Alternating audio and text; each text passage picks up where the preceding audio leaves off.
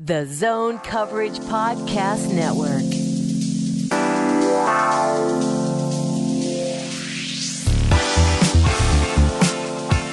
Hello, welcome into this special edition of the Zone Coverage Football Machine. I'm Sam Ekstrom, Vikings beat writer, zonecoverage.com, on Twitter, at Sam Ekstrom. If you missed us last week, don't worry, nothing's wrong here.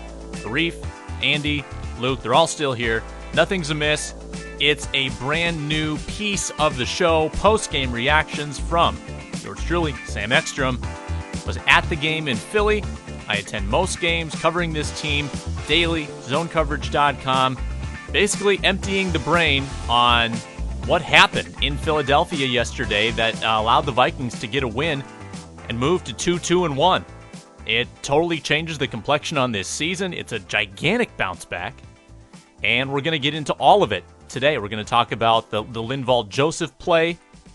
We're going to talk about the pressure on Carson Wentz the Vikings were able to produce, and the pressure that Kirk Cousins faced, and yet still delivered a magnificent performance. We will get into all of that today, and make sure that you subscribe to zonecoverage.com so you don't miss any of this Vikings content. Use the promo code EKSTROM and get a year's membership for $19.99.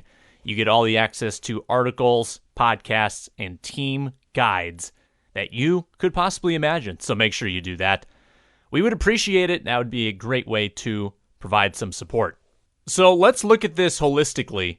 When the schedule came out, I think we all said, hey, the Rams and the Eagles are going to be a tough stretch. We got to split. That's what I said on last week's show, and I stick by it. Getting a win yesterday produced that result. So now I think the only thing that's really off track would be the Bills game, right? You win against San Francisco like you should have. The Green Bay game was always a wild card, and I think people always considered the possibility the Vikings might lose that game. So yeah, you can get into the Daniel Carlson narrative there. Should have been a W, but it's a tie, so that's neutral, neither good nor bad. You lose in a tight game against Los Angeles. If you're just going by margin and not taking into account the defensive issues, you can live with that result. You lose by 7 against the NFC's best team on the road. Okay, that's acceptable. Then you go on the road to your nemesis in Philly and you win. So I think there's 4 out of 5 results that really haven't shaken the status quo that much. It's that Buffalo game that stands out. And that's what separates the Vikings from being a 3-1-1 team contending for the second spot in the NFC right now. That being said, they enter the soft spot, if you will. Cardinals, Jets, Lions at home, and then sandwiched in there, the Saints at home. That's the big one. But take care of business. Win 3 out of 4. You're 5-3-1 at the bye. You're sitting in a good position with plenty of division games to go. So that's where we're at, big picture. Yesterday's game was a great reflection of the San Francisco game in Week 1. It was a mirror image in many ways. You had a defensive touchdown. You had a takeaway defensively inside your own 10-yard line. Both of them fumbles. Both of them huge, pivotal plays in that game. Both holding on to leads. Both games you led 17-3. Both games you allow the other team back in it with some inefficient offense in the second half, some lax defense. Against good quarterbacks, though. Jimmy Garoppolo, Carson Wentz, very capable. And in the end, the Vikings held on to both wins. And that's what matters most. Now, I thought the defense had stretches where it looked very, very good. And that's encouraging because Stephen Weatherly hasn't proven that he can be consistent yet. The secondary has been far from consistent. Didn't have Trey Waynes yesterday. So to get what they got from that secondary, which was rotating guys out a ton, they had Mackenzie Alexander playing 28 snaps, Jaron Kearse 21, George Iloka played 7 snaps in the slot. Xavier Rhodes was out of the game for a few third downs. Holton Hill was in there. So with all the moving parts on defense, I thought they held up. They gave up a ton of yards to Zach Ertz late, and he was the security blanket all game. But I think receivers only had 7 or so catches. Alshon Jeffrey one of his worst games against the Vikings in his career, including that massive third down drop. I mean, I can't overemphasize. That's probably the biggest swinging point in that game was that Jeffrey drop on 3rd and 20. He would have been right on the first down line. Probably gets it. If he doesn't, they probably go for it and succeed because Doug Peterson's a gambling man. But for Harrison Smith to jar that loose on the 3rd and 20, that swings it because instead of potentially scoring a touchdown on that drive, at minimum getting a field goal, they punt. I mean, the Vikings took them back from the Vikings' 30-yard line to a punt situation after the Rock Thomas mishap. That was an incredibly job well done by the Vikings, and I thought they set the tone early. 3 and out, first drive. Linval Joseph gets the penetration, and he sets the tone for his day as well with that sack on the first drive. And the Vikings did a great job of stemming the tide. You know, after they missed that first field goal, things could have gone badly, and they get the 3 and out. They miss the field goal a little bit later when it's 3-3. Again, feels like you've lost the handle on the momentum. The game's going to shift, and then the pick six by Linval Joseph totally restores order, and I shouldn't call it a pick six. I apologize. It's a fumble recovery for a touchdown, and that's going to be disappointing to Joseph when someone tells him, because yesterday in the locker room he said that for his own personal records, he wanted to have an interception and a touchdown in his NFL career. He thought he had checked both the boxes, but he didn't. Ruled a fumble forced by Stephen Weatherly on an explosive rush. He had a really good explanation about that rush, which I wrote up at Zone Coverage yesterday. An oral history of Linval Joseph's rumble to the end zone. Check that out. But a bunch of good things coming from Linval. Danielle Hunter with his 5th straight game with a sack, mirroring what Everson Griffin did last year when he started the season with 8 straight games with a sack. Danielle Hunter's on his way. And I think bigger picture, he passed the 30-sack plateau in his career before age 24. Turns age 24 on October 29th. Only 3 other defensive linemen have done that. Robert Quinn, Mario Williams, and Terrell Suggs. That's per Pro Football Reference. Not bad company to be in. And he's still got a couple more games before he turns 24. He is so young. And it gave the Vikings, I think, hope that there is life without Everson Griffin. And if you believe the Adam Schefter report, it's going to be a while without Everson Griffin. We don't know if he's going to play this season. Now, there hasn't been any move to take him off this active roster, which tells me that maybe it's more fluid. Maybe there is hope that he comes back within the next couple weeks, only misses 4 or 5 games, or maybe it's going to be 8 more games. We don't know the situation. And by nature, something of this magnitude is going to be a little unpredictable, right? So I don't think you can count on Everson. The Vikings got a little crazy yesterday. They put Jalen Holmes on the outside. He played a little bit there in college, but that was a move for him. They had Danielle Hunter playing 93% of the snaps. Stephen Weatherly was a monster. They did great on the defensive line yesterday. The secondary mostly held its own. That long pass to Shelton Gibson, Mike Hughes was in great position on it. Can't fault him too much. First touchdown they scored, you could argue shouldn't have been a touchdown. It was the questionable catch rule. And then the third one was against a prevent defense and a great catch by Zach Ertz, who is the real deal. And maybe I'm just saying that because I follow it closely because he's on my fantasy team. He's my tight end. But he's really good. I mean, he's a little bit Jimmy Graham-like from Graham's New Orleans days. It's really impressive to watch. And I thought the linebackers bounced back. Can't recall a play where Barr got put on a poster. He had a couple just dreadful games, not all on his own accord. Put in some bad spots, and it's going to be characterized by him chasing Cooper Kupp, him chasing Robert Woods, him getting jumped over by Josh Allen, him jogging after a loose Chris Ivory in the third level.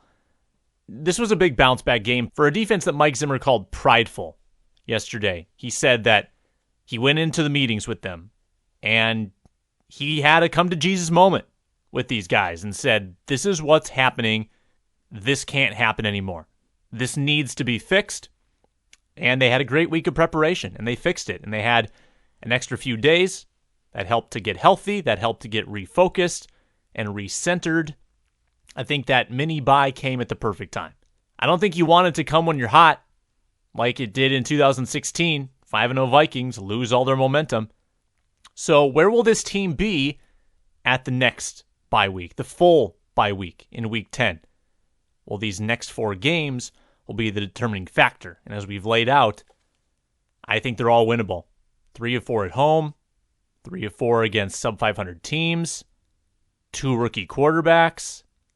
It feels like 5-3-1 at the bye if this team intends to be taken seriously. And that probably gets you at least back into the hunt to get that first round bye. It's going to be tough, but there's a lot of parity in this conference. Rams might run away with it all, but that number 2 seed maybe can still be attained with a good stretch here to get them back on track after that Buffalo slip-up. The Zone Coverage Football Machine Day After Podcast with Sam Ekstrom, at Sam Ekstrom. Conditions were ripe yesterday in Philadelphia for passing. It was sticky humid. It was like Florida. It was like the Everglades. It was moist. Like 40 degrees warmer than it was in January. And Adam Thielen, what do you know? 116 yards through the air. And I'm not sure people were excited to acknowledge this at the time. I remember, kind of writing it on the side of my notebook in the Buffalo game when a late, meaningless drive gave Thielen 100-plus yards in that Buffalo game with the final play of that game, which was not going to go for a touchdown. It was just Buffalo playing the softest imaginable prevent defense, and Thielen picking up 20 to 30 yards to sneak over 100. Well, that is now part of something historic. Thielen, first player since the merger. In the modern era, Adam Thielen, the only player to start a season with 5 consecutive 100-plus yard games. He did it in style again yesterday. He had the diving catch on the first drive. He had the 3-yard touchdown catch on that beautiful pass by Cousins in the corner. And he had the 68-yarder from deep in their own territory. And Cousins was talking after the game, said he loves the aggressiveness from John DeFilippo. A lot of teams, a lot of Vikings regimes of the past probably run it twice and check down once from the 5-yard line. Nope, 1st and 10. They get the look they want. They call for a double move. Thielen beats Jalen Mills. And that came several plays before they got chippy later on. Remember that? Mills had that 3rd down breakup, got in Thielen's face, and Thielen probably said something along the lines of, "Oh yeah, remember when I burned you for 68 yards about 3 minutes ago?" Because after the game, he had the slight dig in as polite a way as possible, saying, "Yeah, I enjoy when guys try to talk smack after one good play," and emphasizing the word one. And the Vikings got the last laugh with the 23-21 win. Thielen covers up that late onside kick, which got a little scary for everybody involved. And I know we said the offense stalled a bit in the second half, did not score a touchdown in the second half, did produce 2 field goals, and did have that drive from the 5 that I just alluded to. But let's give credit where it's due. That 6-minute drive that resulted in Dan Bailey's field goal was marvelous. I think from their own 11, where Thielen fair caught the punt, Latavius Murray really got that drive going with the 11-yard run and a 5-yard run. The way they chewed the clock, Philadelphia squandered timeouts in the second half like they were going out of style. They a terrible challenge to burn one. Then they used one on offense and then one at the very end of this drive on defense. But a 6-minute, 24-second drive, 11 plays, 55 yards in length, takes the game from 9 minutes down to like 250, and it put the Vikings in a position where they could effectively win the game with that kick, and they did. If there's 4 minutes left and the Eagles have 2 timeouts, that game's not over, even with the field goal quite yet. But when Bailey made it, that thing was done, and it put the Vikings in a position where all you have to do is recover an onside kick, worst case scenario, and that's how it ended up being. People are not concerned about the Bailey stuff today because the Vikings won. It's easy to sweep under the rug after a victory. I think Bailey has bought himself a little more equity than Daniel Carlson. He did go 3 out of 5, so he made 3, including the most important one at the end. Both of his misses were incredibly close to going in. First one off the post. Second one, I mean, it almost seemed like it curled around the right upright. It was probably a foot away.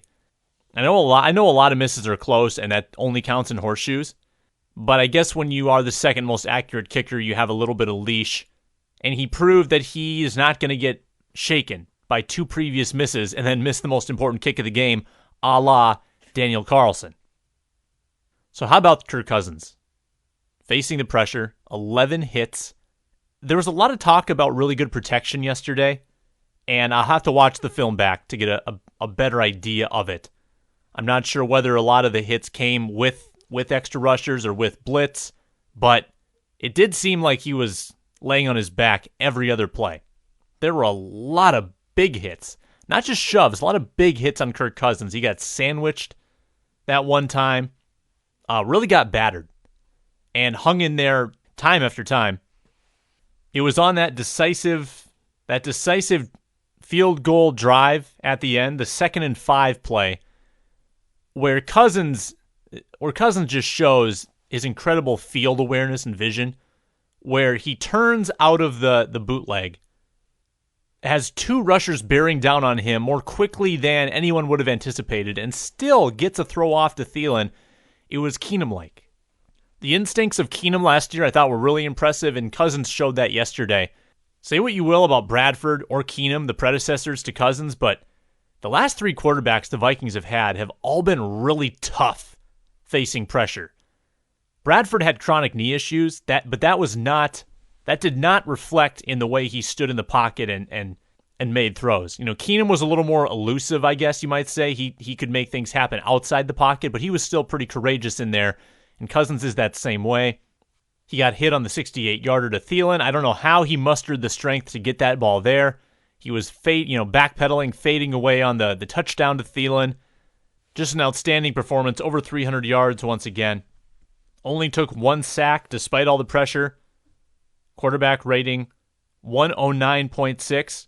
It wasn't as high as Carson Wentz's, but a lot of people I trust QBR as a more definitive ranking of a quarterback. It takes more into account, and it doesn't get skewed maybe by a big yardage total. And Cousins' QBR, 16 points higher than Carson Wentz yesterday. Wentz got up over 300 yards with that late garbage drive, 2 touchdown passes, no picks. But that strip sack was, in essence, a pick. Run game, still pretty troublesome. Latavius Murray got most of the snaps. Rock Thomas filled in over Mike Boone. Mike Boone only had 1 snap. Thomas had 14. I thought Thomas got some hard yards on a couple of his touches. Only had 4 carries. But the Vikings at least had balance. Even though they were 3.3 yards per carry, they got the run going on that very first drive that when Bailey missed the field goal, they had great balance then, and I thought throughout. And never more evident than on that last drive when you take up 624. You can't take up 624 if you're passing every time. Even if you're moving the ball, you're going to score too fast. That's a time when you don't want to score right away. You want to chew that clock. You need to run the ball. It's a necessity. They were able to do that late. Murray got the most carries, 11 for 42, 3.8 yards per carry. But the regression of Dalvin Cook has got to be a little concerning. The fact that they play him on a pitch count in L.A. So he's not 100% in L.A., and then a week and a half later he's out completely after admitting during the week that he wasn't 100%. If guys are close, they rarely say something like that. So I think there's reason to be concerned about Cook. Is this one of those compensation injuries where he's putting too much duress on a different part of the leg to protect that ACL? That often happens. But he was dynamite in those first 2 games of the season, particularly in the passing game. Got to get him back to really become that multifaceted, multi-dimensional offensive team. Thought Kyle Rudolph was solid. Once again, he's pretty much good for 5 and 50 every game. Yesterday it was 5 and 41. Had some really important catches. Almost had more yardage on that sideline tiptoe routine. Laquan Treadwell did not have a drop. Had some tough yardage, 3 for 21. Nice game. And sadly, no touchdowns for Aldrich. Here's to you, Mr. Robinson. That was a Chris Bermanism, wasn't it? I should go wash my mouth out with soap. Vikings win 23-21 over the Philadelphia Eagles. Lots of locker room video and game content at zonecoverage.com. Facebook videos, Instagram, at ZoneCoverageMN. Next road game will be in Chicago, which is in about a month and a half, but the Vikings only have one road game before then. It's at New York, and that'll be in 2 weeks. It's the Zone Coverage Football Machine Reaction Podcast on the Zone Coverage Podcast Network. My name's Sam Ekstrom, on Twitter, at Sam Ekstrom. Thanks for listening. Thanks for liking this addition to the juggernaut that is the Zone Coverage Football Machine. Got some compliments on Twitter. Really appreciated that. And the real deal, the real Football Machine, the 2-hour bit, Wednesday nights, dropping in very timely, coordinated fashion every week. And then the guys go eat wings at Blue Door Pub. So go bug them there. For now, the Vikings are 2-1. They're back at 500. Hey, have a good one.